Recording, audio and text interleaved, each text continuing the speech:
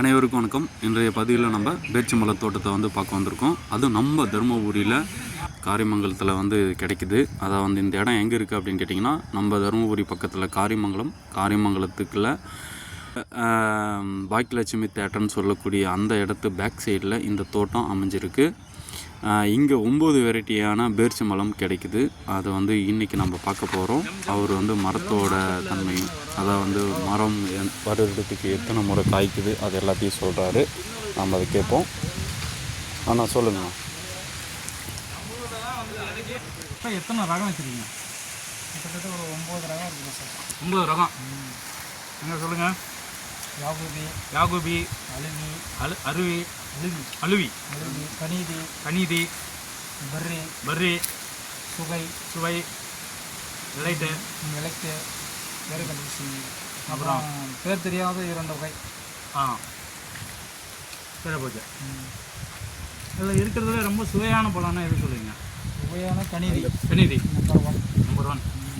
அது பேர் தெரியாதவங்க அதை விட டாப்பாக இருக்குது. சுவையை சதை அதிகமாக இருக்கிறது வந்து பெர்ரி. நல்ல சதை, மஞ்சள் கலரு, பிடிப்பு, நல்ல இனிப்பு. ஆனால் யாகிட்டு வந்து அப்படியே கண்ணை பெருக்குது. பழம் சின்னதாக இருக்கும், டேஸ்ட் டிஃப்ரெண்ட்டாக. ஆனால் இது மரத்தில் வந்து இப்போ மஞ்சள் எப்படி இருந்தாலும் கலருக்கே வந்து அப்படியே மரம் வந்து கண்ணு பறிக்கிற மாதிரி.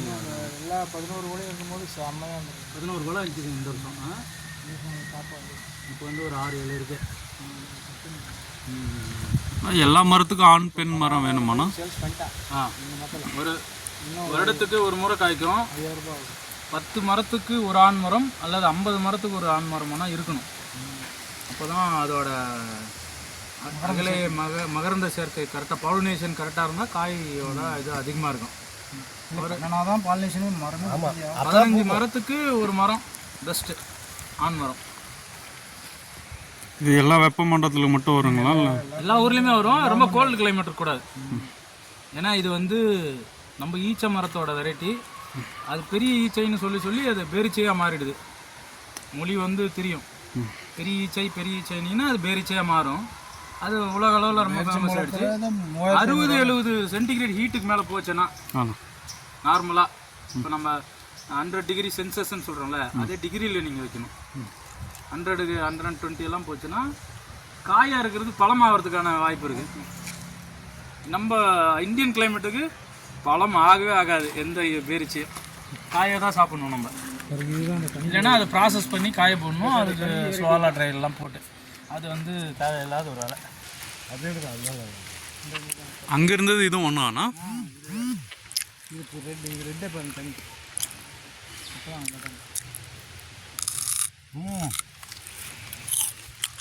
பழம் அது பழம் 50 டிகிரி வெயில் அடித்தா இது பழம் பேரிச்சம்பழம். அப்படின்லாம் பழம் ஆகாதாண்ணா? ஆகுது. காய் வந்து இந்தியாவில் நீ எத்தனை கோடி மரம் வச்சாலும் பழம் பண்ண முடியாது அதனால. ஆனால் அங்கே முளைக்காது. என்ன கட்டில் வெயில் அதிகம். இது ஈச்ச மரங்க, வெயிலில் தான் வரும். அது தமிழ்நாட்டில் எங்கனாலும் தான் பேர் சொன்னல, பெரிய ஈச்சை தான் பேரிச்சைன்னு பேர் மாறுது. அதெல்லாம் வேஸ்டாக தான் உத்தரங்க. ஓ, அதெல்லாம் மழை பெஞ்சுன்னா கப்பு நேரம் முடிச்சு அழுகிடும். அதை முன்னாடியே எடுத்துடணும். ஆமாம், கொஞ்சம் எடுத்தோம்னா மழை பெஞ்சாலும் ஒன்றாகும். இல்லைன்னா மற்ற பழத்தையும் சேர்த்துக்கு எடுத்துரும். கரையேன்னு பிரச்சனை. மக்களே, இதுலேருந்து நம்மளுக்கு ஒரு விஷயம் நல்லா தெரிஞ்சுக்கணும். அதாவது வந்து எந்த பழம் சாப்பிட்டாலும் நல்லது தான். ஆனால் அதில் வந்து நம்ம நஞ்சு ஊட்டாத பழத்தை சாப்பிட போகும்போது தான் நம்ம நல்லது.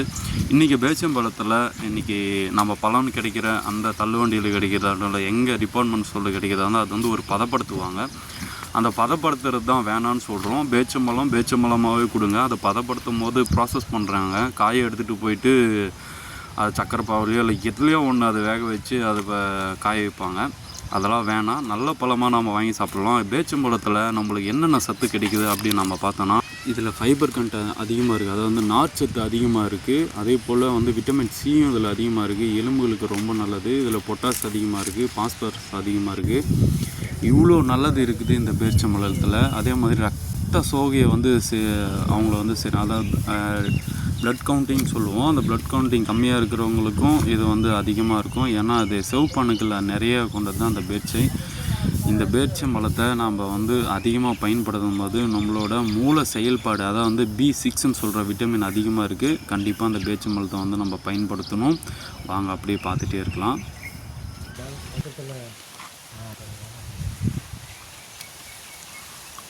இந்த கனிபியில் நல்ல பழங்கள் கிடைச்சா சாப்பிடுங்க, செம்மையாக இருக்குங்க.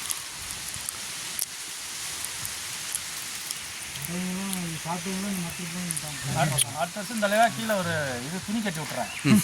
உளுந்ததெல்லாம் அப்படியே விட்டுருங்க. நான் வாரம் ஒரு தடவை பறிச்சுன்னு போய் வைன் போடுறேன். சீரியஸாக நான் சீரியஸ் ஆகலாம் வந்துடுவேன். இப்போ 3 பழம் விழுந்துருச்சு மெதிச்சிட்டு. ஆமாம், மனசு ரொம்ப கஷ்டமாக இருக்குது. ஐயாவோட தோட்டத்தை நம்ம சுற்றி பார்த்தோம். 9 வெரைட்டியான பேரிச்சம்பழ தோட்டத்தை தான் நம்ம பார்த்துருக்கோம். அதில் 2 வெரைட்டிக்கு வேறு தெரிலன்னாரு. நன்றிங்க ஐயா, நன்றி. நன்றி. மீண்டும் நம்ம அடுத்த பதிவில் சந்திப்போம். நன்றி, வணக்கம்.